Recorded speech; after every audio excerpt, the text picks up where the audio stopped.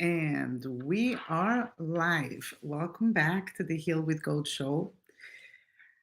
Wow, Fally is back, and we are so lucky to have her. Listen, it's not so easy to get her. Don't think that she just says yes to anybody. And we are blessed, and we need to recognize that. And I hope that everybody that comes live takes this opportunity to ask questions and participate, because you can always watch a video of Fowlies, but how often do you get an opportunity where you can actually ask questions and participate? When you come in, please introduce yourselves, because if you didn't approve StreamYard, I don't see who you are. And feel free to ask questions. I'm not going to cut the flow for them, but at some point I'm going to stop and we'll review questions. Without further ado, welcome, Fally. Hello, Hello. and welcome back. Thank you. Yeah, it took a couple of months. We've been back and forthing for a while, and it took a couple of months to even get this date on the calendar. And then once we did, it happened so fast. So I'm really excited to be back here. So fast, so fast. Last time we talked in person, you were sitting in this exact room that I am right now. And Yep. actually, you were doing your show for Vessel, right? Yes. Your course. Um, Yes. I was teaching from where you are sitting now, except your wall was not as pretty when I was there. The kintsugi strips were not up yet when I was there. that's right. That's right. So, yeah, you know what? It's so, hold on a second. I have some people joining in through Through through my link that I was StreamYard. thinking about, the So back room link. anybody, yeah, anybody who's here, please do not use the StreamYard link to come in. Yeah, this person is coming in again. You can join us through the Facebook group Heal with Gold, or via YouTube at the Mika Fashion, Mikah Fashion channel on YouTube. So please do not come into StreamYard. I have no, My mistake. but kick you out. I'm High sorry. tech mistake of the day. Yeah, no problem, no problem. Okay, so I, as you know, Fally, I created a course. This person is back. Yeah, I'm Okay. gonna post your link, the Mika Fashion link, Yes. to do that. I think they're all getting it from me. I'm not exactly sure how to do that though. How do I post your link? You can post youtube.com/Mika Fashion. That's fine. Okay, will do. Yeah. And I'm not so sure if Malka can hear me, because she is trying to come in. Malka, if you hear this, please go out of this link. It's the wrong link. And you can join us on YouTube/Mika Fashion, or in the Facebook group Heal with Gold. Okay. Got it. And I just posted it on my end. Let's hope that that works. Yes. Okay. So I told you that years ago I created a course, the Heal with Gold course, and then my husband got another stroke, so I never shared the course. I never went ahead and put it in a platform. But I decided that, it's interesting. I felt that we are sources of creation, right? People, we are the messengers of something that needs to be created and needs to come to life. I did the work, but I never put it out. So I kind of, that creativity it got stuck, and I needed to put it out. So I'm doing the work right now, and I'm listening to my videos, because we're putting subtitles, and it's excruciating to hear your own voice, and so many things that I would like to fix. But you mentioned about the kintsugi on the wall, and that's what I wanted to bring, is that we need to have close to us reminders of the work that we want to do and we need to do. You have a beautiful library behind you. I have my library here, and kintsugi. It's not just the wall. I have my kintsugi dish, and my kintsugi clothing, and my kintsugi mug, and it's like my whole life is, because it reminds me that in this journey we break and we mend, and we break and we mend, and if we know how to mend, then it's okay. That's the journey, right? We go through growth through those breaks, and this is why we're here. And I wanted to bring you, because I wanted to talk to you about this topic of mending. And I know you hate the word healing, integrating. So let's talk about that. And please, let's talk about family constellations also, Yeah, because you've been trying to get me to talk about that for years. I am. And yes, so the stage is yours. All right. It's so interesting that you mentioned that you've surrounded yourself with the things that you dream of and that you want to do, because you're commenting on the books behind me, but what you're not seeing is the wall in front of me. And the wall in front of me has been blank. It's been empty since I moved into my office. And I always kind of knew that there was art that I wanted to put there. And I dreamed about it, but I didn't really know what. And about maybe about a year ago, my brother-in-law, who's a very talented artist, had sent me just a draft of something that he was working on. And I knew, I knew what it was. I knew that this was going to be my art. And they were two prints. Well, I have them in prints, but he did them professionally, of Miriam, the prophet Moses' sister, who was singing with her tambourine. She led the women in dance. And right away, it was like, it called to me. And immediately, before he even completed the project, I was like, I'm purchasing these. And I did. And I had them, I had unpacked them in my office, and like I kind of hung them up temporarily, and I didn't. And then they were just sitting in my closet for months. And I keep telling myself, I'm going to hang it up. I'm going to hang it up. And I haven't gotten to it. And last week, I don't know what made, I know what made me do it. Something shifted inside of me. Actually, it was a family constellation. Now that I'm thinking about it, something had shifted inside of me. And I literally, like, there was a movement that possessed me. And I found myself, just without thinking, I was in the middle of doing something else. There was just this movement that took me to my closet where these prints were hanging, laying wherever they were, leaning against the wall. And I pulled them out, and they are now sitting across from me, leaning against the wall where they should be, waiting to be hung up. And as you're saying that, we need to surround ourselves with the things that inspire us, the things that we want to do. I realized that there's such a deep truth in that, because I had been feeling very cut off from certain parts of my being, whether it was I play instruments and I have not. My instruments have been sealed in their cases for about a year now. And it's weird. Like, you don't realize time is passing when you're disconnected from your art. You don't realize it. And then you're like, wait, I can't remember the last time I unzipped my drum, And I'm realizing now that I'm looking at these paintings waiting to be hung up with Miriam and her drum. And I'm like, yeah, that's not a coincidence. If I would have had them hanging here, I would have been fused with that color. And Miriam also represents so much more. She was the leader of the women. She led them in a circle dance, which has a lot to do with the symbolism of femininity, their connection to the moon, their connection to their cycles. And that is literally everything I represent, I stand for, and I teach. And as you're saying, yeah, we need to surround ourselves with more of what we do and what we love. I'm like, yeah, I really do. I really do. So thank you for that, because that's going to motivate me to actually bang a nail into the wall and get that hung up now. Yeah. Yeah. And it inspires us, and it reminds us, and it connects us to who we are, right? And these connections, we feel disconnected, right? We go through life and we feel disconnected from our purpose, and we definitely need reminders. So I did a show 2 weeks ago, but before that, I was on a hiatus. I was on a vacation for, I don't know, 6, 7 months. And I needed that time.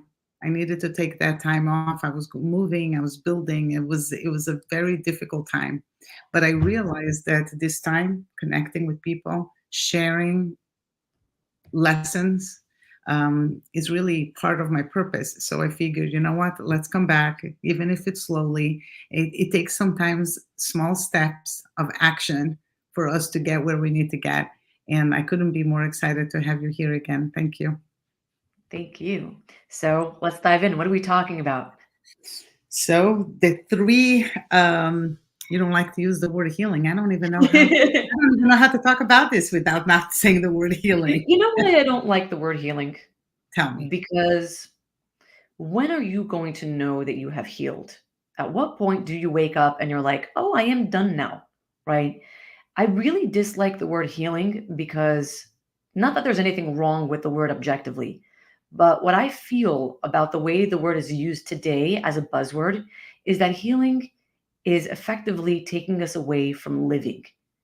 Mhm. Today I was in the gym and I had been in and out of the gym. Usually I'm very regular. And the last month I had a lot going on in my personal life. I had a family, wedding. I wasn't in town. We were constantly in and out. I had a sick, a kid with an ear infection. So there's a lot that makes you miss the gym. And I walked in today and one of my friends, we hadn't seen each other in like a month because between my chaotic schedule and her chaotic schedule, and we hugged and she says, it's crazy. Life got in the way. And when she said those words, and there are words we say very often, right? Like, just life got in the way. And it's like, wait, no, life is the priority. Life doesn't get in the way. Life is the way. And what I've seen people do with healing is that they're forgetting to live. They're so focused on getting out of pain and into where they think they want to be that they're not realizing that life is happening. And for me, this was really the start of where the start of everything for me, because for those of you who have never met me before, right? I was diagnosed with cancer as a 16-year-old. And it's traumatic. It's traumatic when you're a kid with cancer. Since then, I've been lucky enough to have cancer again, as an adult. So that's been fun, two-time cancer survivor, thank God. But I'll never forget that when I was first diagnosed at 16, I was listening to all of the protocols. I was one of those very astute, interested, invested patients. I wanted to know everything. I was a minor, but I wanted to be very involved in my case. And my doctor was fantastic about that. And he included me in every decision and in every meeting. And my parents were fantastic about that as well.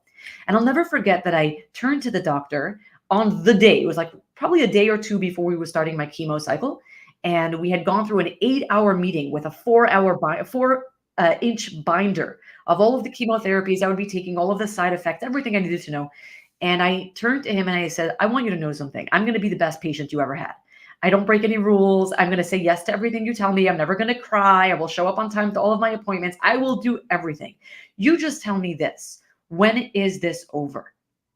Like, I just need to know. And he got really quiet. And me and my doctor got along really well. We just clicked. You know what? He was not the first doctor that I went to. I went to a few. And, it has to be like, there had to be more than just his skill. Like, I needed to feel that I was putting my life into his hands, and he really got me. Like, when we went for our first consultation and he asked me about all of my symptoms, and I told him I had night sweats and I had lumps, and he says, anything else? I said, yeah, I have obsessive compulsive talking disorder. And he's like, me too. This is my doctor. So after I asked him this question of when is this going to be over, he got really quiet and he looked at me and he says, there are two answers I would give to this question. And if you were anybody else, I would give you the first answer because I've given the first answer to many other people. We would sit down with a calendar and I would tell you, you're going to do X amount of weeks of chemo, X amount of months, X amount of cycles. And if all goes well, we can circle a date on the calendar where you will be done. But I don't think that's the question you're asking me. And I think you're too smart to accept that as an answer. The real truth is you're never going to be done. He says, there's going to be a day where hopefully you're going to be done with chemo and you're going to be done with the hospital visits and me and you are not going to see each other every day anymore. But do you really think you're ever going to be done? Do you really think there's ever going to be a day in your life where you're not going to wake up remembering that you're a cancer survivor? It's going to affect everything. It's going to affect your fertility, your childbearing years, your health, your osteoporosis, everything. It's never going to be done. And he says the danger of putting a date on the calendar and saying, okay, this is when you're going to be done is what happens in the interim. What happens between then and now? And he says, no one is guaranteed. You don't know what's going to happen tomorrow. You don't know what's going to happen in the next hour. Life is now. Don't stop living for the hope. It's a false hope that one day, like your pain is going to be done. Life is in this moment. And that was the greatest gift he could have given me. It was a little bit of a sobering truth to give a 16-year-old, but we both knew that I wasn't your typical 16-year-old. And I'm so grateful because it has informed every part of my life. I don't subscribe to this idea that life just gets in the way or, eventually when things calm down. No, life is now. If you value something, you got to do it now. So yeah, that's, how did we get here? No, so I'm going to tell you, I think that I'm not disturbed by the word healing, nor what you just said, because I subscribe to Kintsugi. Yes. And because in Kintsugi, in the whole methodology about Kintsugi, we know it's going to break again. That dish is going to fall again, and it's going to break again. And it's not about being whole. It's about knowing that there is a method to putting it back together and doing whatever its purpose. And then when it breaks again, you just go through the process again. I don't know. I think that for me, healing is just learning the tools and the strategies of what to do when thing becomes really difficult, so that you can live in the moment without falling into complete despair. So what you're saying is that for you, healing is the art of living, Yeah, it's which exactly is it. which is exactly what we're both saying. And I think Yes. my allergy to the word healing is what I'm finding the population is doing, is that they're saying I need to heal in order to live. Like my life is on hold until I get out of pain. And kintsugi is the very opposite of that. It's like, no, it is my pain that I'm bringing forth into my life. And I'm not going to pretend that life is going to absolve me of pain. Life has its ups and downs. We can't protect ourselves from what we're about to go through, but we can learn how to show up with all of that. Exactly. And also, now that I'm listening to my own course, I say that there is no there, right? We don't arrive anywhere. There is no, we're going to go through the process so we arrive here or we become this.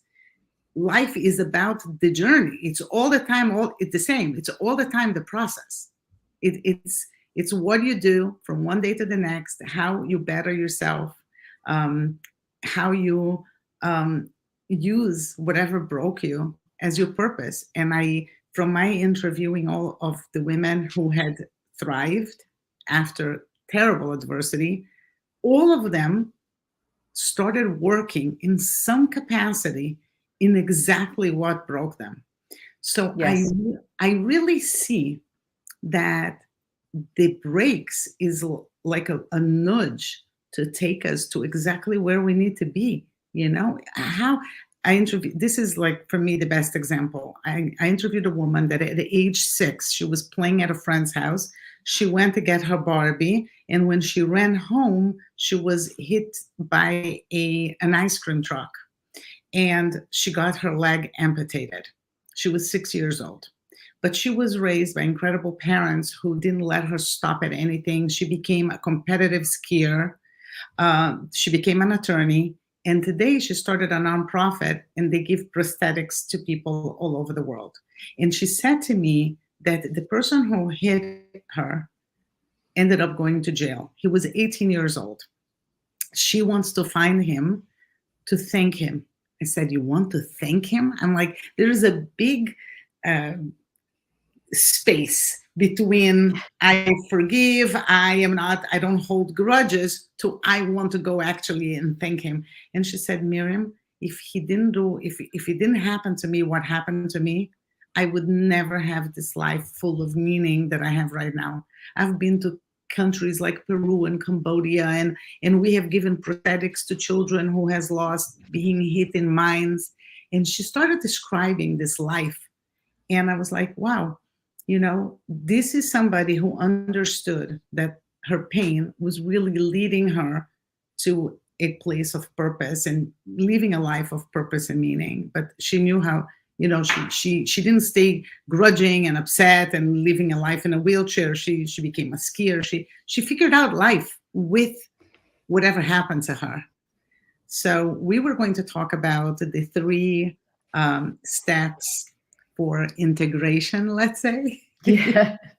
Mm. Acknowledging what is. So Hmm. lead us there. I find that when it comes to healing work, or what people are promoting as healing work, what I find is that very often people get stuck in their stuckness, right? So they're talking about what hurt them.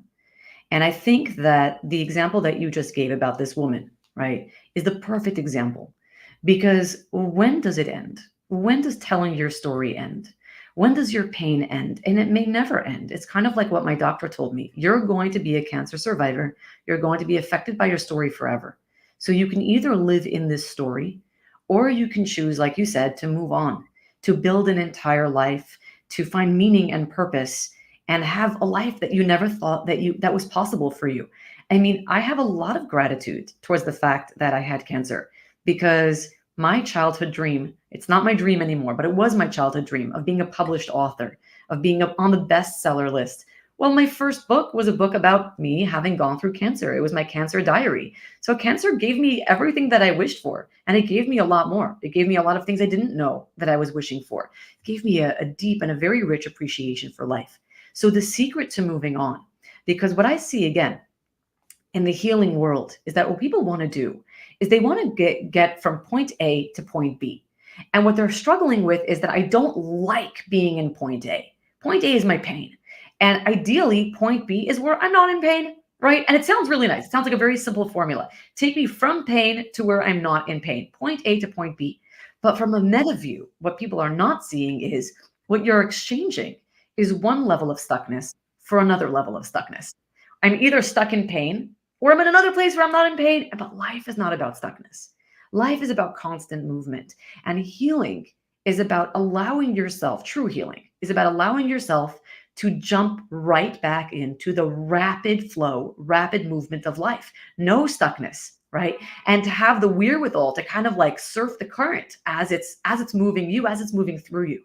And there are three stages. There are three real principles to being able to do this effectively. And the first one is, and this is kind of what we were talking about when we came to like, what should we title our segment today, right? The first one is acknowledging what is. There is a part where we need to tell our story. There's a part where we need to sit in our pain and we need to process. And everyone deserves to have that with a gifted therapist, with someone who can really hold that and help them through that. But real movement, real healing comes the moment that we are ready to acknowledge what is, without the false hope or wish that it could have been any different. And that's exactly what you said with this woman. She acknowledged what is. She accepted her life. She was 6 years old, and I don't know at what point this acceptance came for her. And like you said, she had a lot of support. She had amazing parents. She couldn't have done this on her own. And she probably didn't do it on day one, right? But through a process, there was a moment where she was like, okay, this is my life. It's never going to be anything else. This is who I am. For me, it probably started when my doctor said, this is who you are. It's never going to end. It's never going to be anything different. You will never, ever. He says, do you think that one day when you are declared in remission, you're ever going to be like a normal girl? You're not. And it's true, because when I was declared in remission in February of my junior year, I could not go back to school. I tried. I went back to my classmates. I went back to high school. And it was like being in another world. And that was a big process for me, learning to acknowledge what is. I was no longer that girl. I was someone totally new, and my life was going to be a totally new life that I could not have expected. And acknowledging what is the first. It's the baseline, right? It can't be any other way than where it is right now. There's a future that we can hope for, but the past we cannot change. Stop hoping for a better past. Accept your present as it is so that you can start manifesting your future. And the second step is take responsibility. Take responsibility. Again, victim mode is a thing. And many of us are victims. We didn't ask for the pain that we were put through. I was very much, it's very, when it gets between two people, victim and perpetrator, right, it can get tricky because there are always two sides to every story. But in my story, right, I'm the perfect example. I was a pure victim. I didn't ask to be hit with cancer. Like, who's the perpetrator? God, So I had every right to be in victim mode for the rest of my life. Poor me. I didn't ask for this. Look what God did to me, or the government, or whoever's putting toxins in our water, whoever you want to blame, because victims stay victims and they're always going to find someone to blame. So phase number 2 is take responsibility. Realize whoever is at fault can still be at fault, but it doesn't change your reality, right? You've already acknowledged what is. And once you acknowledge what is, you don't need your reality to change. You're willing to accept your reality, and you're willing to take your place in it. Okay, so who am I in this new reality? And maybe in this new reality, I might be limited. Like this woman, right? She doesn't have a leg. Her leg was amputated. She might be limited, but that doesn't mean that she can't do anything. And it's kind of like a reevaluation about who am I and what can I do? And acknowledging that and making a commitment to do the things that you can do. It's not about whether it's your fault or it's not your fault. This is not about blame, or it's just about, here I am. And I'm ready to take responsibility for the life that I have been given. And the third step, only the third step, is the step we call making the movement. And I think that's where a lot of people who are pursuing the healing arts today, or whether they're pursuing it as in the arts or they're, a client, this is what people maybe have wrong. They are so desperate for movement. They want to get from point A to point B, and they're not realizing that the nature of movement is that it comes last. It only comes after you've done the first two steps, acknowledging what is and taking responsibility. And only then are you granted with the gift of movement. And point B on that is that not only does it come last, movement is not what you think it is. And I think I actually may have mentioned this the last time we were, no, I didn't. I'm just thinking when we last spoke, but I have this, one of my teachers, actually, I say teachers very, very loosely. I read it in a book that I value highly. So I call this a person, because I learn from everybody. Everybody who has taught me something is one of my teachers. I do have to put this claim into there. But I read this from someone that I value as a teacher, and I loved it. And she said, the misconception that people have with movement is that they think movement is, again, point A to point B. And we try to make these huge movements when life is not about big movements. It's about subtle shifts. And she made this great point, and she says, the shift you want is a 1 degree shift to the left. That's it. She says, imagine you're on a ship, you're in the ocean, right? And you're heading to Australia. And then you can't see Australia. You're far away from Australia, but that's where your ship's, chart is taking you. And you make this 1 degree turn to the left. Now on the surface, you're not seeing anything. You're still in the same blue ocean, and the horizon is, further than your eye can see. And you think you've done nothing. But with that 1 degree shift to the left, if you keep on going and going and going, then eventually you're not in Australia, you're in South Africa. And she says it's not going to be an instant move, but the smallest movements eventually will lead you to the biggest shifts.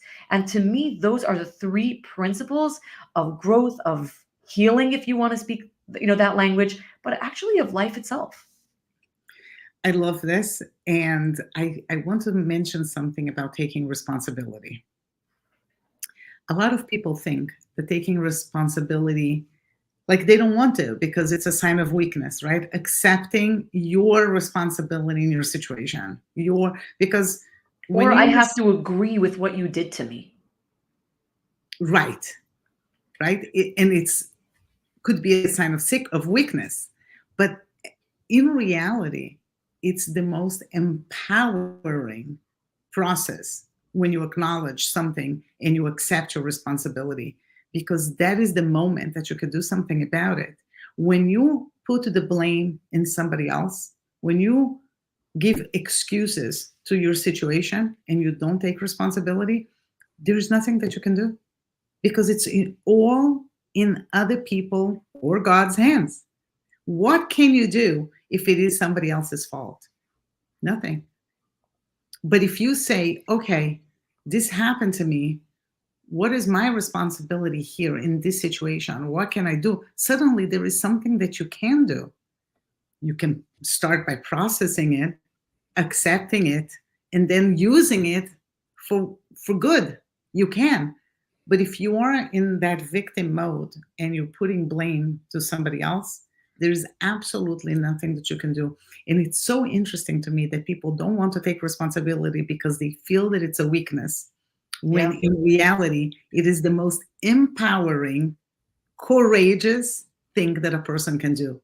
And I think that that's why it's so hard. The moment that you do take responsibility, there is now something to do. Yeah. And people feel like they shouldn't have to take responsibility, right? Mhm. I go back to my childhood, where I'm the oldest of a bunch of siblings, and I used to have to clean up my siblings' messes.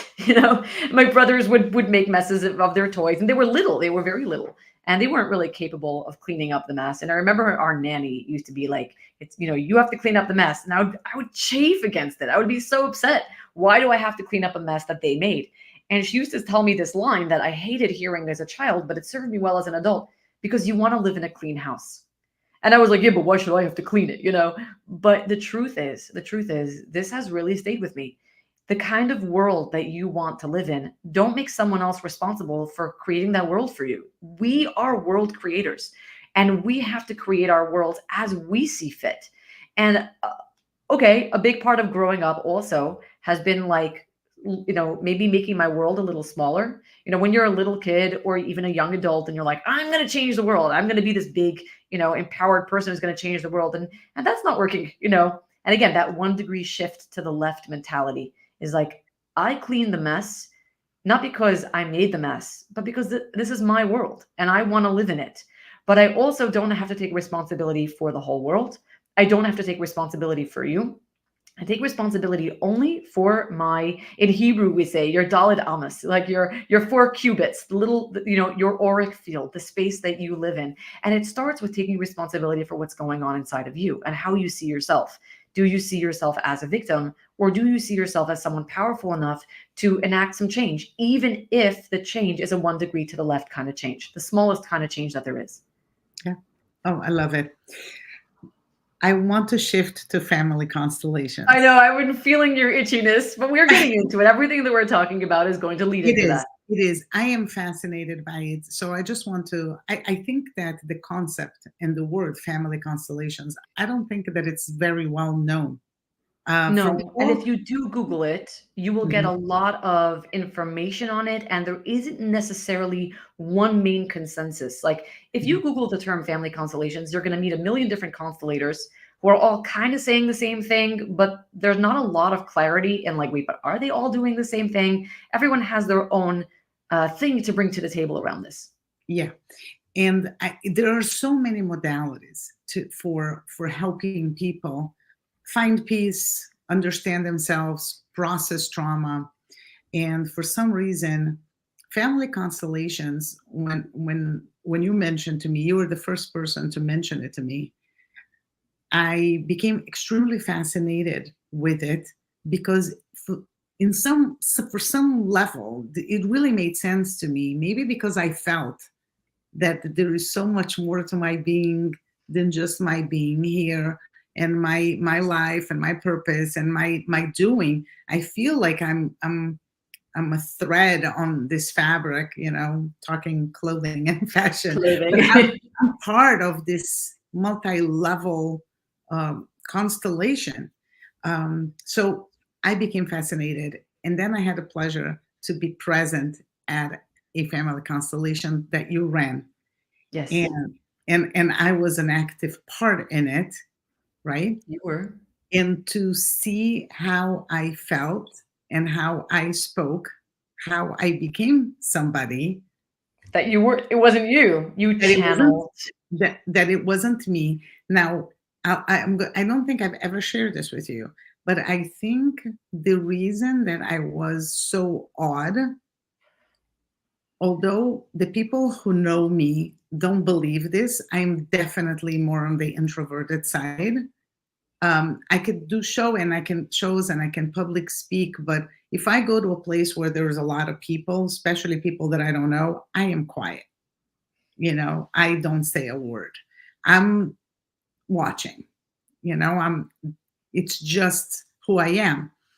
And how I spoke there, it is so obvious, not me, because I would never on my own. I know who you were representing in that constellation, and you were channeling this person. Anybody in that room who actually knows this person, and you had it. You were actually, you allowed this person's, story to come through you.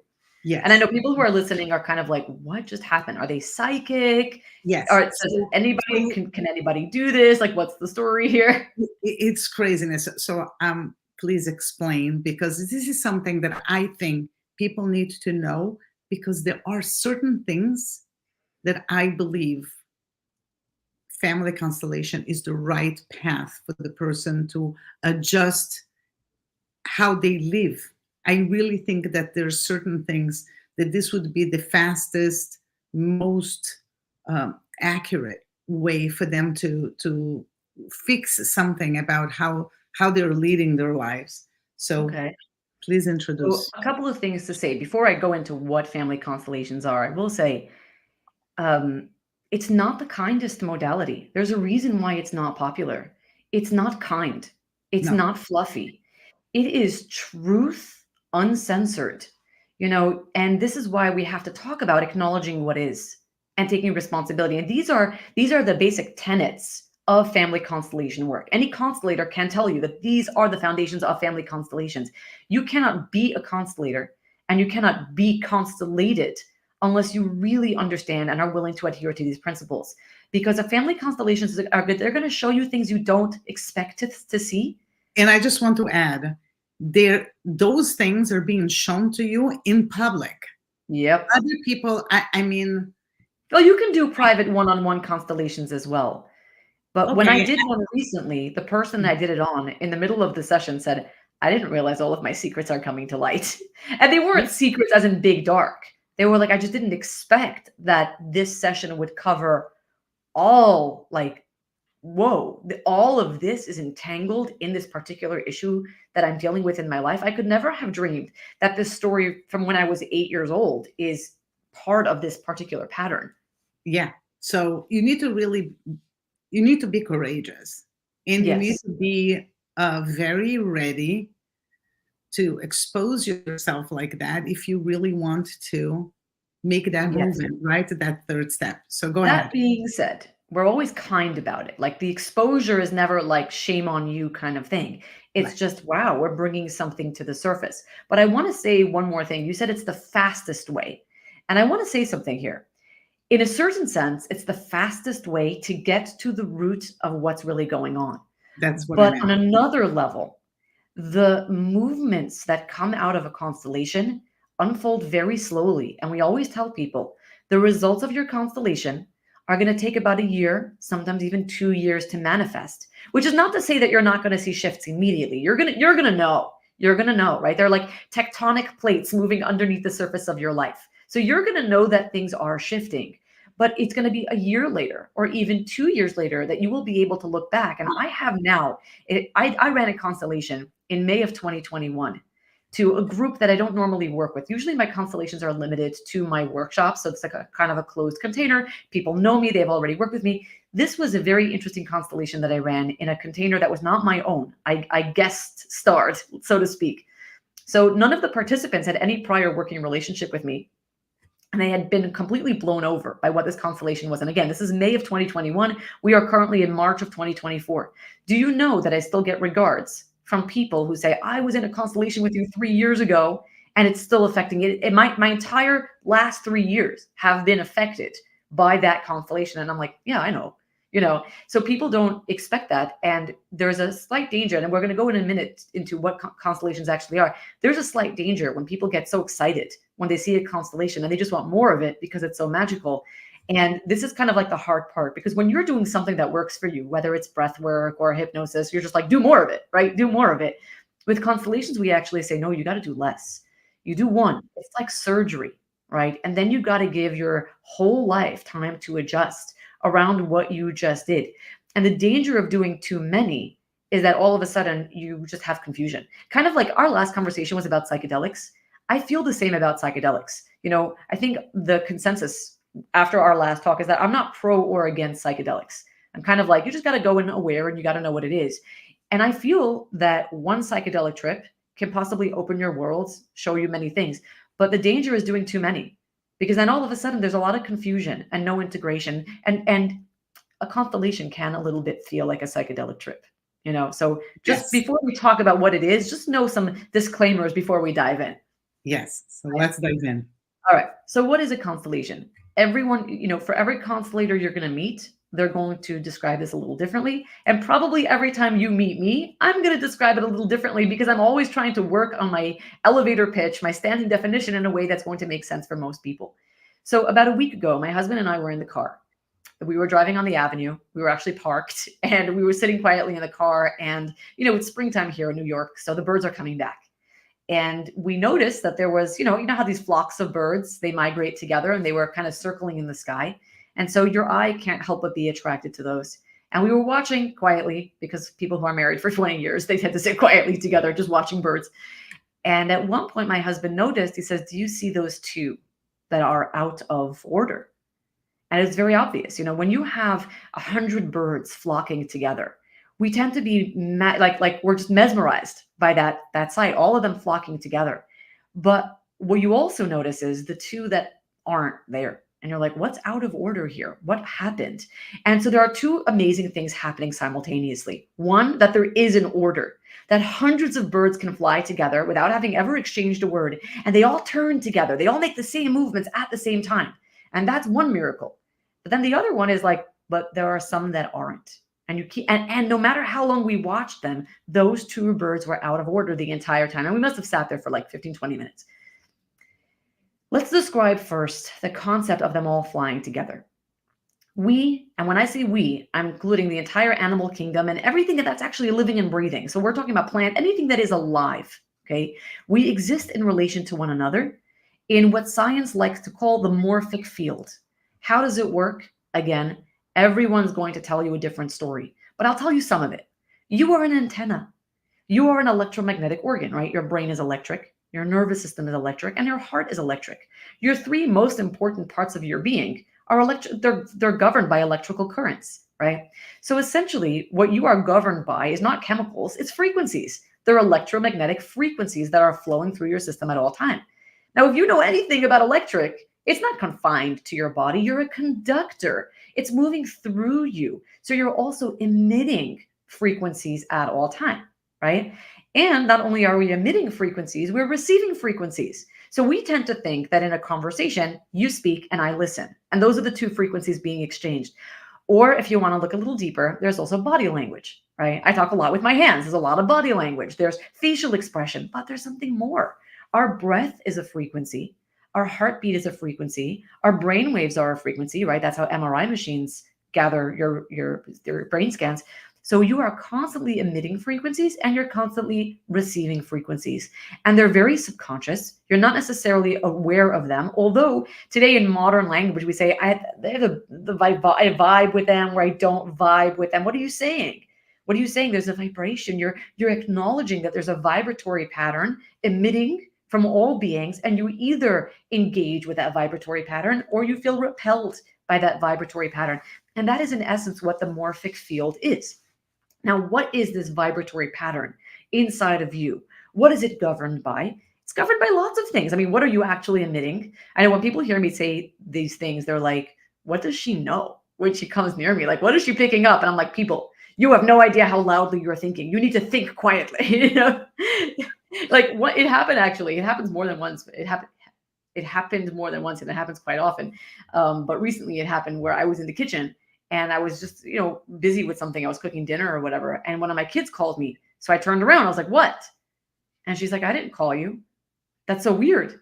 I'm like, I heard you say mommy. And she says, no, I was thinking about you. And then you turned around as if like I had said something. How did you know? And I was like, well, you were thinking very loudly, So is there a psychic aspect involved? Again, how do you define psychic, right? I think psychic people, it's a word we give for what we don't understand, but essentially what psychic people embody is a very finely attuned antenna. They're just picking frequencies that exist. They're already there, but many of us just don't have the ability to tap into that. So what are the frequencies we're giving off? We're giving off our brain frequencies, our heart frequencies, our breath frequencies, but also something much deeper. Our genetic frequencies, our cellular frequency, the DNA coding in our cells are a frequency. And we all have coding. I mean, think of it like the Matrix.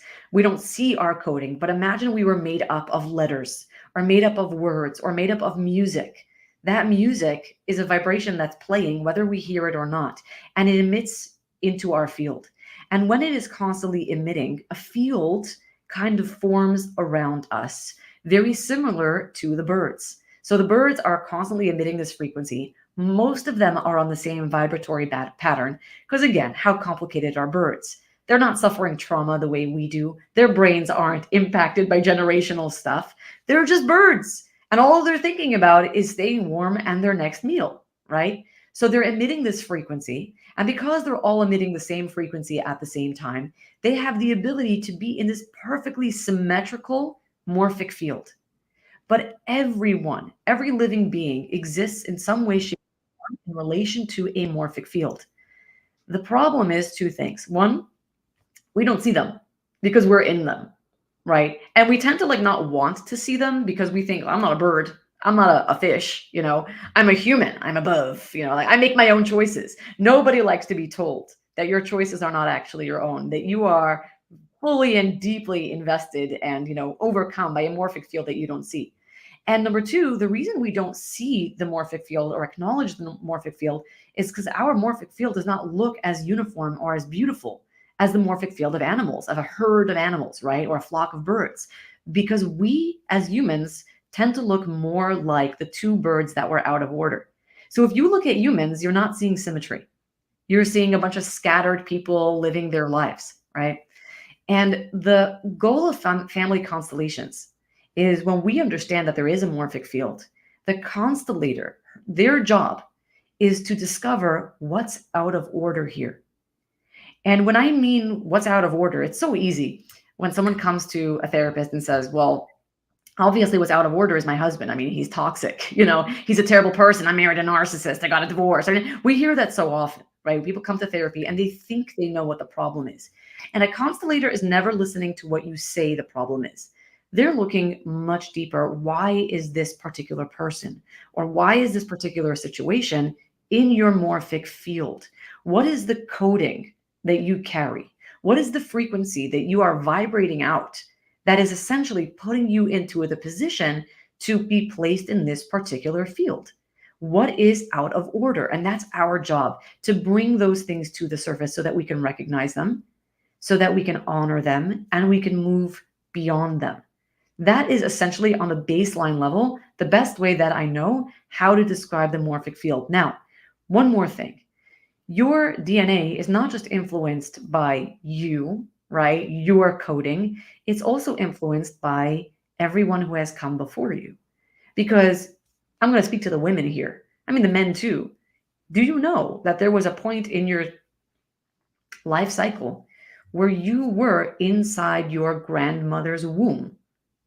Because when your grandmother was pregnant with your mother, at 5 months gestation, when your mother was a fetus, 5 months in the pregnancy, she already had all of her eggs, even the one that would eventually become you. So there was a time where you, as an egg, were not just alive in your mother, but also alive in your grandmother. So if your grandmother was going through some sort of trauma, maybe she's a Holocaust survivor or whatever it is, not just did her body absorb the trauma, her fetus absorbed the trauma. And the fetus's fetus, which could have been you, absorbed the trauma generations before you were even conceived. So the DNA that we carry, the morphic field that we enter into, is not just relegated to our personal life and our life experiences. It's also influenced by those who have come before and all of their life experiences and the ones who have come before them. So we carry a lot of generational patterns inside our fields. I would say, though, because we can get overwhelmed here and be like, okay, when does it start? When does it end? As constellators, we try not to go beyond the 4th generation, right? So it would be you, your parents, your grandparents, possibly your great-grandparents. Why? Because cycles repeat every 4 generations. Even if you look at world history, you'll notice that roughly every 80 years is when we repeat historical cycles. They all look a little different because technology, you know, we move into different phases, but every 80 years is when we restart. So in constellations, there's really no need to go beyond your 4th generation. Now I'm going to let you talk or pepper me with questions. No, I don't have questions. I mean, I mean, I may have a million questions. I'm just there, first of all, reliving the experience that I went through, some of the stories that you shared with me. I think that there is so much understanding. I wanted you to explain that example that you gave me when we spoke about it first time, about when a mother has a miscarriage and you're out of order and there is no recognition of that soul. I mean, I think that the mistake that people make in general is that they see their lives independent of their of the circumstances of everything that comes before them. So this is my life, right? I go and I say, okay, I have this estrangement and I have this health scare and I have this issue. So these are my problems. This is my life. This is my situation. And how do I solve it? But once you have an understanding that there is a much bigger reason for certain things that happen, uh, I think, to me, one of the things is the forgiveness aspect. I mean, we are so harsh on ourselves, right? Why do I have to go through something like that? When you start seeing that there is a reason that's beyond you, that has nothing to do with anything that that you did in practicality, but from circumstances way before you came to this world, it is so much easier for you to be accepting of your own situation for the things that you believe that it's your fault. Yes. I know that me and my family, we went through something very hard, and my husband went to speak to a rabbi in Israel. This was many years ago, and it was very interesting, the conversation, because that rabbi was not a Kabbalist. He was more of a regular standard rabbi. And my husband explained the situation, and he just looked at my husband and said, "You know that you volunteered to come into this world and go through this challenge. You know that your soul picked this body and picked this experience knowing that you were going to go through that." And I was like, oh, wow. It did such a turnaround in my personal situation. Oh, this is not a punishment. This is not something because I deserve to go through something bad. I volunteered for this position. Why did I volunteer for something so difficult? Was it because I thought I could handle it? Was it because I thought that I could teach something to the world from this experience? It became so much bigger than just me going through that experience. And I Yeah. think family constellations does that. So tell us about the out of order. Okay. So I'm gonna dial back a little bit before I talk Mhm. about order. I want to talk about love. Today again in the healing world, everyone talks about love. Love, love, love, love, love. Love is the ultimate healer, right? And we all need love and we need unconditional love. And I'm in agreement, I think love is ultimate, right? But love is not enough because order is also needed. You ever have this where you love an item, right? You went shopping, you went to some like home goods store and you found this piece that you love. Like you're just, I need to bring this home with me, right? And then you come home and there's just nowhere to put it. Like maybe it's a piece of art and you fell in love with the art. But once you bring it home, there's just really nowhere for it to go. There's no wall that it belongs on. There's no room that it looks right in. And then what happens to the art? As much as you love it, it just doesn't have a place in your life, right? Because love without order isn't love. And it's kind of, what do I mean by order? Before we go into what systemic order means in terms of us as humans, order means when you're decorating a house, right? And you're putting furniture into a room. There's something that happens when the furniture is not in the right place. You kind of know. You walk into the room and you're like, I just don't, this isn't it, right? And so then you move the beds and you move the bookcase and you kind of like you shift the room a few times until something in you clicks. And there's like a catch. Maybe it's in your belly or there's a release of breath, and you're like, huh, now this place feels ready for me. Now this place feels like a place where I can relax. And that idea, that perspective goes across every area in our life. You're never going to be able to relax into love because love is not enough if there isn't order. And order provides the safety. It provides the framework. I mean, and the Bible, I'm an Orthodox Jew. So for me, the Bible is a very big deal because I live my whole life according to the Torah principles. The Torah starts with order. Like when God created the world, it was very clear on the first day he did this, on the second day he did that, right? Like first came light and then came darkness, right? And there's a principled view to this. Or even for those of you who study Talmud or know anything about the Talmud.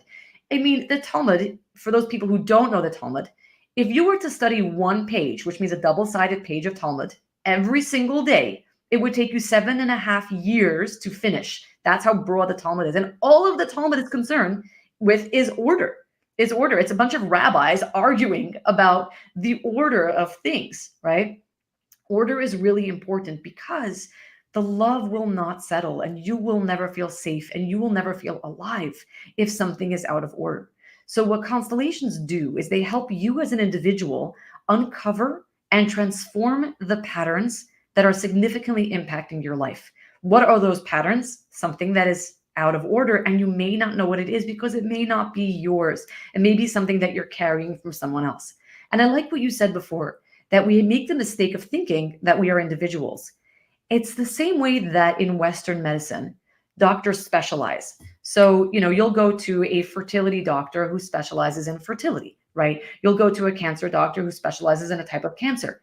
But the body is not one specialization. The body is systemic, where every system impacts every other system. So, let's say in the case of fertility, especially for a woman, fertility in a woman is going to be affected if any other system in her body is not at optimal health. Why? Because for a woman to be fertile, she has to basically commit to carrying a baby, which makes her slower, which makes her weaker, right? Taking care of that baby once the baby is born, which limits her. She's not sleeping, right? She's depleting herself by nursing this baby. So when the body senses that it's under threat, like maybe the liver is not functioning the way it should because it hasn't released toxins, well, then fertility is gonna suffer because the body's like, I'm not ready to carry a baby. The problem with Western medicine, and it's not just Western medicine as in clinical medicine, Western thought, is that we isolate it. So a woman is having trouble conceiving. She's going to go to a fertility doctor who's never going to check her liver. He's just going to give her fertility medications, right? And she probably will get pregnant, but at what detriment to her liver that has been screaming for attention? And the same thing goes with healing. Many of us go to therapy and we're like, this is what's wrong in my life. Heal this. And a constellator says, whoa, whoa, whoa. This is only the result of what came before. And how can we figure out what came before? And what came before, because it exists within us, because it exists in our, let's call it genetic coding, constellators are trained to help figure it out. Some of them are really talented. They could look at you and they'll immediately zone in, like based on how you're sitting or based on how you introduced yourself. They'll be like, you're not the first child, And you'll be like, oh my God, how did you know? And like, kind of how you said your name. Like you said your name with a little bit of a hesitation, and we kind of know there's something that happened I've seen this done where we'll sit in a room and the constellator will ask everybody, can you introduce yourself? And everyone, by the way, notice how people introduce themselves. Notice how they say their names. Do they say it with confidence? Do they say their first name? Do they also say their last name? Right? You can see their body language when they say their name. And I watched this happen. Someone said their name and there was a slight hiccup in how she said her name. And the constellator said, what happened before you were born? And the truth is her mother had like a really late miscarriage, And so there was a lot of pain and there was a lot of grief. And he's like, yeah, you think you're the third child, but you're not. You're the fourth child because there was a child that came before you. We're just not acknowledging that child because the child didn't live. But I can tell in the way you said your name that you're feeling out of order. And I was like, oh my God, that's crazy. That was way back in the day. Now it's like a given to me. Like obviously everything that you do, in every way that you present, we can tell there's something there. But that's on the individual level. Let me talk about what happens in the group level because that's what you experienced. Essentially, what happens in a group is that we make an agreement. It's an unconscious agreement. But by coming together, by joining in the group, what we are doing is we are agreeing that we are setting up a miniature world. We're setting up a miniature world that is within the confines of this one room. And everybody in the room is acquiescing, is agreeing to be part of this. And then the system that we belong to, because we are not individuals, we are one part of a much larger system, and we allow the system to take up space. For most of us, the system that we live in, that we are subservient to, that we are loyal to, it's invisible. But with the intention of a constellation, we give the system permission to make itself known. And then everybody in the room, because they have given their permission, so to speak, and it's more than giving their permission, they were called in. The part that you played in the constellation, right? Did I assign that to you? I don't know. You just started presenting, and it was so clear who was coming through you. And it wasn't because I said that you were going to represent this role. The role started representing you. Now, I'm going to ask you a personal question. How much of that role did you identify with? I know that on some levels, this role was more verbal than you, right? They have characteristics that aren't you. But the role, what I mean is the position that this particular person played in the larger story. Okay. So one of the things that I said there is exactly my core value. I said to the person, you were living The a life. person that we were constellating, there was one center, there was one person we were constellating. You were a representation in this person's field. And then you said to this person, You were living a life of lies and secrets. You need to stop living these lies and you need to come clean.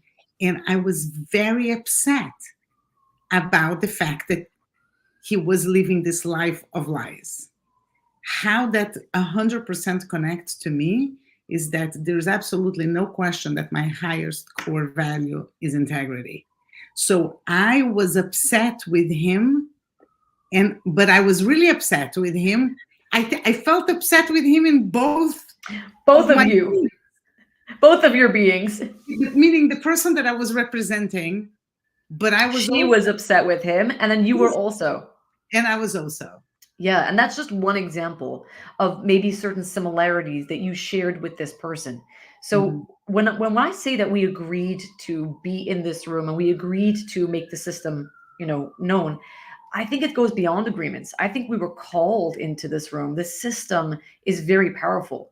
And when we decide that we're going to constellate a system, those people that have some sort of connection to the system, right? It's almost like their souls were called into the room. So it does this work get a little mystical? Absolutely. There was a time in my life where would very much have hesitated speaking about mystical concepts in a public my words, it's a Monday, in a public forum. Today, I no longer hesitate because this is my life. And I don't think that they are mystical. I don't think that just because science has not yet figured out how to explain it, that they're mystical. And I do think that actually science explains it. Like I said, we exist in a morphic field. We're constantly emitting frequencies. Your body or your brain, and you did this constellation in New York. Like you were in New York on like a 3-day, right, business trip. And it perfectly coincided with this thing that I was running, and we didn't plan this beforehand. And you had been saying for years that you wanted to join it, and it was like your soul was called in. And I think that's what it is. It's this radio frequency. There was a morphic field beaming something out, right? Asking for help. And your soul was called into that because your soul also had to work through something around living your values. And that is your value, right? So you were called into that. So when we get into a room together, we allow the morphic field to speak and we allow it to come to the surface and we allow it to play out again the field as it is, the structure as it is, and again, what may be out of order. And what is out of order is usually something that is unexpressed, unresolved, and unacknowledged, right? So when we talk about healing and taking responsibility, it's not like we can go back in time, right? It's not like we can fix what broke. We're not fixing anything. Most of these things are not ours to fix. And I think that's why people really suffer. When you say, why do I always deal with the same issue? Why am I repeating this cycle in my life? It's like a loop. The mistake we make is that we think we have to fix it. And in constellations, we're not talking about fixing, we're talking about honoring. We are living something that needs to be expressed. We are living something that maybe one of our ancestors have not resolved, right? And we need to bring it to life. So life and light, so that we can dignify it. Because when we dignify it, we reconcile it. So I'll tell you a little bit of a story about what I mean. It's going to go full on mystical, okay? When I was first being introduced to constellation works, one of the first books that I bumped into wasn't actually when I was first being introduced, but it was like when I started getting more into it. Mark Wolin came out with a book called It Didn't Start With You. It's a great read, fascinating read. I recommend it to everybody. Mark was very careful though when he wrote his book. He didn't want to go all out mystical. He tried to keep it very scientific, talking about epigenetics, and I give him a lot of credit for that because I think it's due to his work that some of this became more mainstream because people weren't repulsed by it because it actually made a lot of sense. So in his book, It Didn't Start With You, he talks about generational trauma and what it really is. And by the way, for anyone who puts out those words, generational trauma, because it's the buzzword today, please don't use that word until you've actually read his book, because then you will understand what it is that you're really saying and how generational trauma really works. So he had some exercises, and he had exercises in his book that helped us get to the core of, I guess, our underlying belief that shapes our entire system, right? It shapes our entire life. So I did the exercise, and my underlying belief at the time, did I mention this on a call? If I did, you have to like remind me to stop, okay? Yeah, I don't think it did. Deepest fear at the time, I think I did this in 2000, maybe 16. I think his book came out in 2016. My deepest fear at the time was I'm not going to be remembered. Like I will be forgotten. Like no matter how much work I do, and I'm an overachiever, right? I'm an overworker. I'm a perfectionist. My biggest fear driving me, because these are again, the unconscious patterns that are significantly impacting your life. So the unconscious fear was, if I don't perform, I'm going to be irrelevant. I'm going to be forgotten. So then he takes you to the next page of this exercise, and he says, well, go into your family tree, write out your family tree as best as you know it. Go look at the names that you have written. Who was forgotten? And I was like, are you kidding me? Like nobody was forgotten. Like we have a family tree that goes up to like David HaMelech. Like we're not forgotten. We know everybody. And I was kind of like, whatever. It's cute, but no. 2 days later, I was sitting at my parents' table for, Friday night dinner, Shabbat, Shabbos dinner. And it happened to have been around the time of my grandfather's anniversary of death. It was in Hebrew, we say, in Yiddish, we say it was his Yortzeit, the time of year that it was his anniversary of death. And Jews have a custom that we will go visit the grave on the day of, the anniversary of death. And so my father had just gone to his father's gravesite. And I don't know why. Don't ask me what made him do this, but he took a picture of the grave. My father has a fascination with death. I mean, I get it from somewhere. And he was passing it around the dinner table, the Shabbos table. All of the family was sitting there. And I don't know why. I just took a glimpse of this picture of my grandfather's grave. And my grandfather's name was Mendel. That was his name. And I look, and in Hebrew, it says, here lies Mendel, and certain relevant details around his life. And at the very bottom, it says, here lies the sister of Sarah. The brother of Sarah. Sarah, he was the brother of Sarah. And I turned to my father and I said, who's Sarah? I know my family tree. There's no Sarah on the family tree. There are no Sarahs in my family. And he says, oh, well, my father, your grandfather Mendel, had a younger sister named Sarah. And during the Holocaust, when they were making arrangements to escape Poland, she was very young. She was only around 12. And there was a convent that was keeping these young children safe. And my grandparents put Sarah for safekeeping in the convent, with a lot of other Jewish children. And only a couple of days, maybe even 24 hours after the convent had promised to keep these children safe, the convent literally turned out all of these children, just gave them straight over to the Nazis, and they were killed on sight. And that's what happened to Sarah. So we don't have a date of her death. We've never seen her body. We just got the reports that she died, and and that was how he memorialized her, by asking that her name be on his gravestone. And I was sitting here and my mind was blown, because I had literally done this exercise where they said, who has been forgotten? Because my greatest fear was being forgotten, right? And I'm like, nobody. And then I find out 2 days later that there was someone forgotten. Hold on, the story gets much better. I've had issues with people in my life named Sarah my whole life. I mean, I'm a friendly person. I'm a people pleaser. I get along with everybody.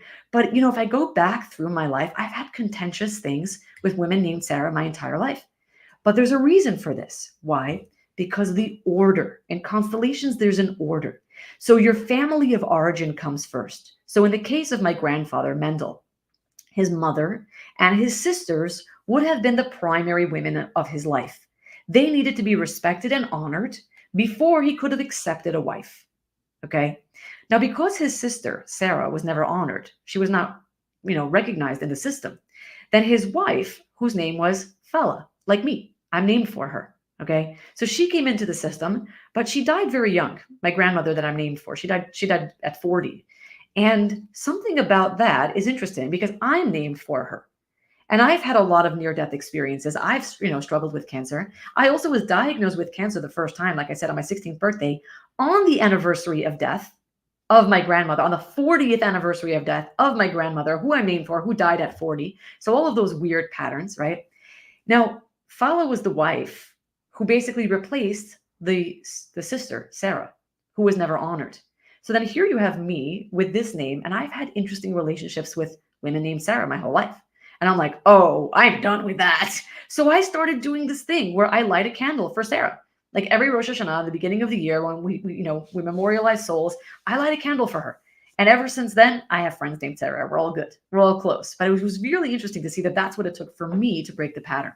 Hold on, it gets even better. My brother, who was named Mendel after my grandfather, just had a girl, a baby girl, after 3 boys. So it's really exciting, really exciting. The family's fine. Like they're finally have the little girl, and they had the baby naming over Shabbos this past week. So the minute Shabbos ended, I texted my brother and my sister-in-law, okay, what's the name? What's the name? And they gave her 2 names, and her second name is Sarah. And I say, oh, wow, like, the first name was just the name that they loved, and the second name was Sarah. And I said, who's Sarah?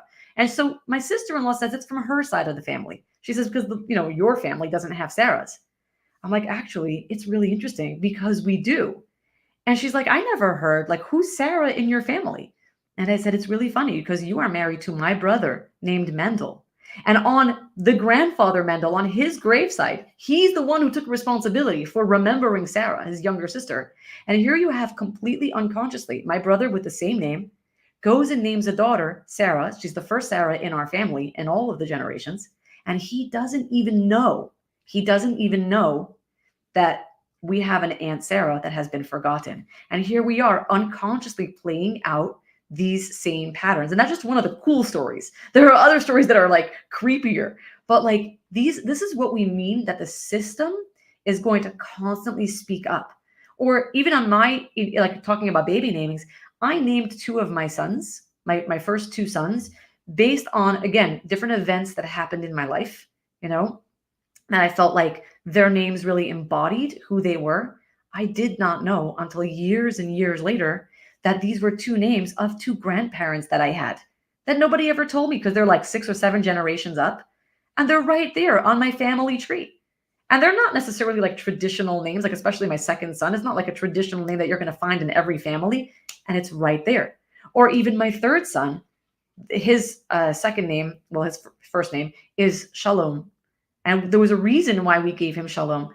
And then the minute we had given him the name, I had a cousin text me, oh, after our grandfather? I'm like, what grandfather? There's a grandfather with the name Shalom that I had no idea existed. And this is just one minor way in which the system keeps speaking up. It keeps asking for people that have been forgotten or excluded or had a difficult fate. So people who were forgotten, like Sarah, or excluded, we don't talk to these people, right? Because of whatever reason, or they had a difficult fate. Someone who died young, someone who died without children, someone who had a difficult life. These 3 want to be acknowledged. They want to be honored. They want to be spoken of. And that's all it takes to heal a system. It's not about fixing things. It's about remembering, and it's about honoring and restoring order. And once we have order, we can relax. It's like walking into a room that's decorated to your liking. You just feel at home there. And we can have that in our lives. I know I speak a lot, and then there's like nothing to say after that. No, I love it. I want I want you to do a constellation on me. Says everybody. I know.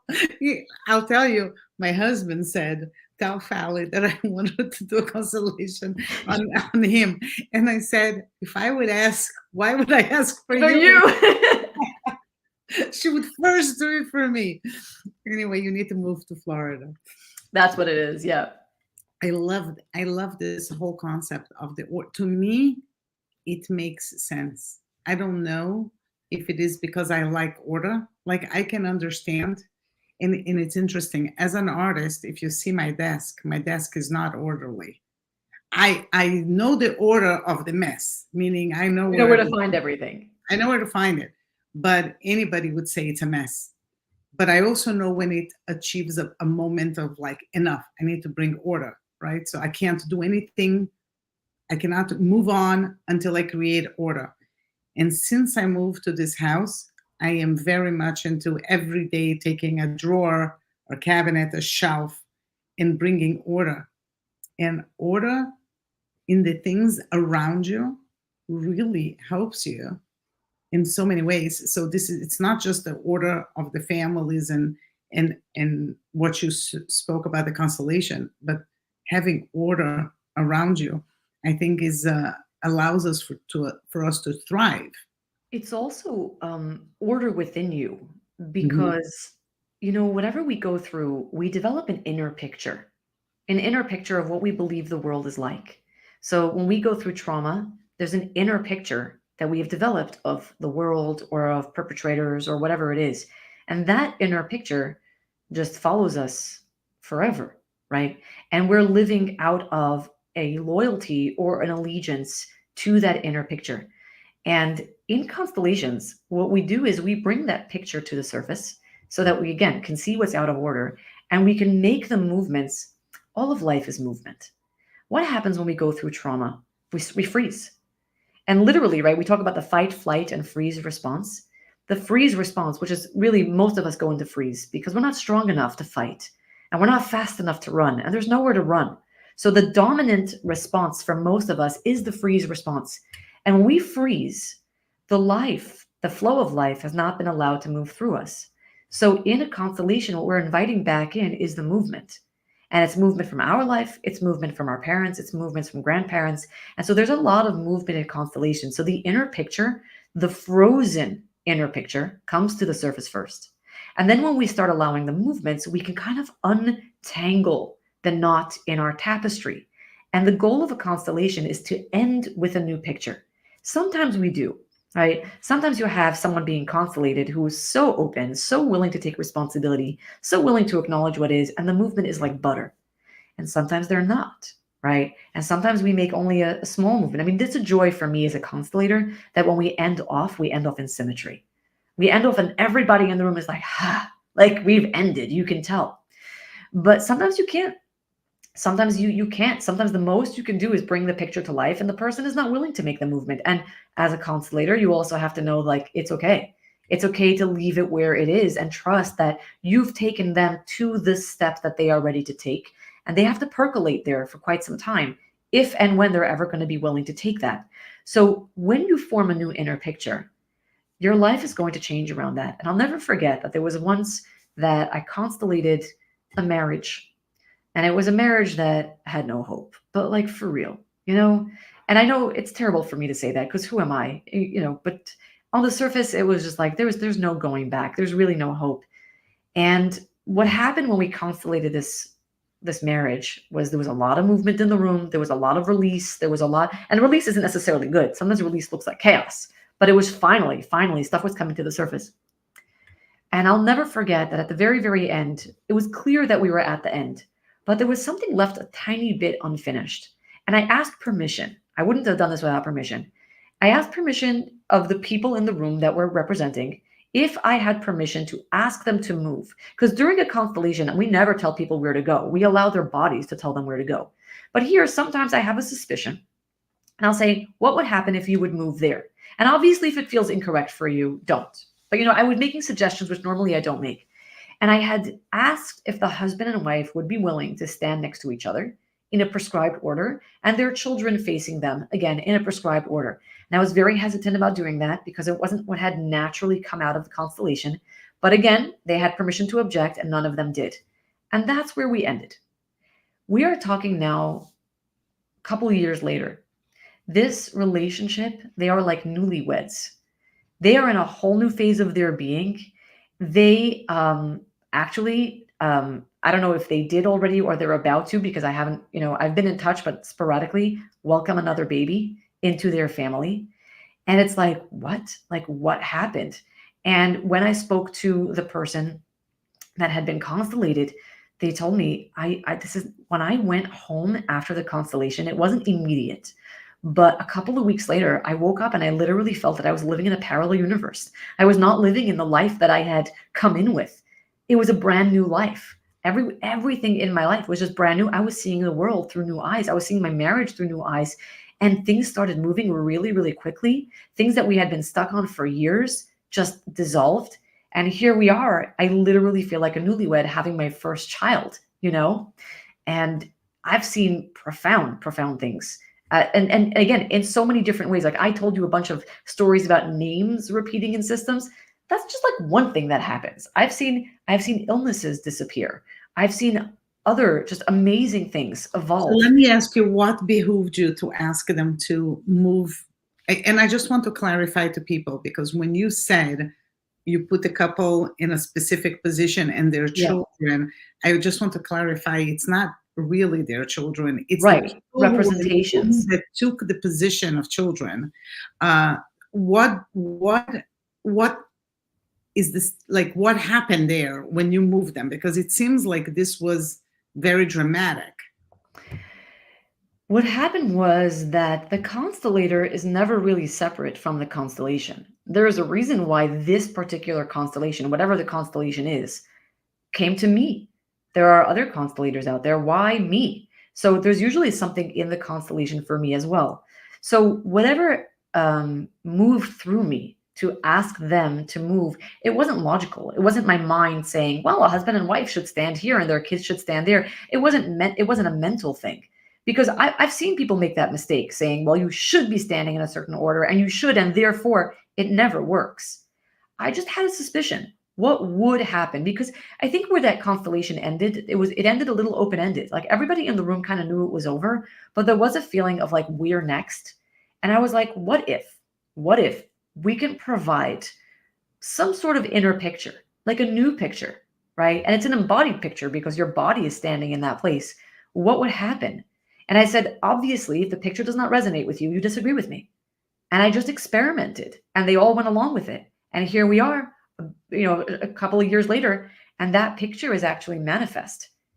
I will tell you something else. And again, manifest not because of my brain, but because there was a movement coming through me that was asking for that to happen. And I have to tell you, I was recently sitting with someone who knows a little bit about what I do. And they were very like, I was going to be like skeptical, but like really they were judgy, a little bit judgy, like fascinated, but like a little bit judgy, because their judgment on people who maybe engage with the mystical is like, you could just be making all of this up. Like I wouldn't know. Anyway, I had an opportunity to sit with them and do a little bit of a mini one-on-one constellation. And in a one-on-one constellation, we don't use people. We use representations like items. So I'll have a little board, think of it like a chessboard, right? And we'll ask the client to pick certain items to represent, pick an item to represent yourself. And, if you look around at my office, there's just a million items here, little keychains and, odds and ends. And I feel like a little bit like a, what was that, bro? A magpie, like that, like collects them, magpie or whatever. Anyway, what happened was this person was very easily able to pick something to represent themselves. Boom, puts it on the board. Great. I said, now start picking for whatever people in your life. And there was one point, so they were like, okay, here, let's dump this here, let's dump this there. And then there was this one point where they were picking up a representation for one of their children, and they tried to put it on the board, and they looked at me, and their hand kept going like back and forth, and they were like, "Is this board magnetic?" I'm like, "No." And the person was like, "No, I can swear this board is magnetic. I want to put this particular representation here, but the board is not letting me. I'm being repelled. Like when you have the opposite forces and the same forces on the magnet." And I'm looking, and they look at me, and I look at them, and they look at me, and I look at them, and I'm like, Now imagine if this was a human representation, and you were forcing that human representation into a spot where the toy that you were using didn't want to go. It was being repelled. If there was a human that you were forcing to stand in a place that they didn't want to stand, this person would be feeling sick. They would be feeling dizzy. They might be vomiting, right? And because you were there. If you're standing in a place where the system does not want you to stand, you are going to feel it. And I know people are listening and they're like, what does she mean, the system? And I literally mean it like when you take two magnets, right? And it's the same pole facing the same pole, and there is a repulsive, like they're repelling each other. And you can't see it, but you can feel it. And if we lived, I don't know, 1,000 years ago, right? When they believed in witchcraft, I don't know, when magnets became a thing, right? Today, every kid plays with magnets. But imagine you were living, a couple of thousand years ago when this wasn't a thing, and you showed up with two magnets and you showed people how they repelled each other. They would be like, witchcraft, burn at the stake, And today we're just like, it's pure science. It's just magnetism, right? Opposite poles attract, same poles do not. Same thing happens in a constellation. There's a reason why you attract certain drama in your life again and again. There's a reason why all of your ex-boyfriends have the same name. There's a reason why, right? There's a reason why for a lot of the things that you keep attracting. And there's a reason why there are certain things you cannot attract, like money, or wealth or health, no matter how much you try, because there is something in your field that you are loyal to because it's systemic, that has to be brought to the surface, and it has to be seen and validated and honored and given its place in order to free you to actually live your life as an individual, part of the system, but as an individual. So I think what constellations really do is that they honor the system so that you are now free to be an individual, because we're always going to be in service of the system. The question is, are you in service to the system, or are you entangled in the system? And in both ways, you are connected to the system. You can't ever not be connected to the system. That's kind of like with the fertility idea. It's just like a uterus walking around the street without a human body. Like, no, you don't, you don't have walking, flying uteruses. They come with a system, right? So you're always going to be connected to the system. The question is how? Are you going to be having the system behind you, giving you strength, pushing you forward, acknowledging you, wanting your best, or are you going to be caught up in something unresolved and then therefore not able to live your life as you, to the best of your ability? Incredible. Fally, I know that you have a hard stop.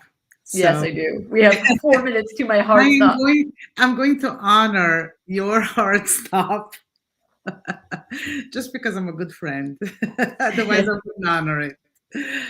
I want to thank everybody who is here. And please know that Fally now has a website, FallyKlein.com. And you can see there the courses that she teaches. When she teaches, it's not ongoing, but I don't see private clients, not right now. One of the things I do have to say is that doing this work has made me very, my energy is very precious. When you see what energy is and how powerful it is, I've learned that the space that I live in has to become very, very precious, especially because I'm a mother of young children. I'm a wife, and my space, my system right now is my priority. So if you do come onto my website, you will see some of the work that I offer in terms of like the courses that I give. I do 3-day intensives. On those 3 days are where I offer constellations. Definitely sign up to my mailing list, because if there's anything interesting I offer, my mailing list knows about it first, even if it may not be posted on the site.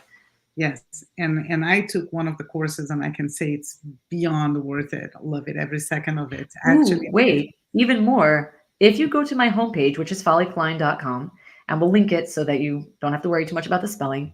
On the homepage, if you sign up, there is a free audio meditation. And the free audio meditation is actually a meditation about constellations. It is a meditation about the system that you belong to and how powerful you are as a result of having belonged to that system. So I highly recommend that if this particular conversation interested you, that meditation is a really good place to go next. Amazing. My course is coming out soon. We're finalizing the last details. So if you're interested, you can message me, email me. You can email me for now at sales@mikafashion.com. You can also, you can also email me at info@healwithgold.com. Ooh, she's finally owning it. Yes. And Fally, I'm going to finish with you the same way that I finished the other times. Can I ask you to come back? I will never say no to having another conversation with you. I did that in public. So you won't embarrass me. Say no.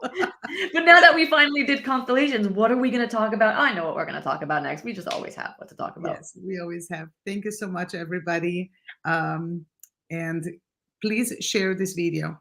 Okay, share this video. It's on YouTube. You can copy the link and share on social media, on your WhatsApp status.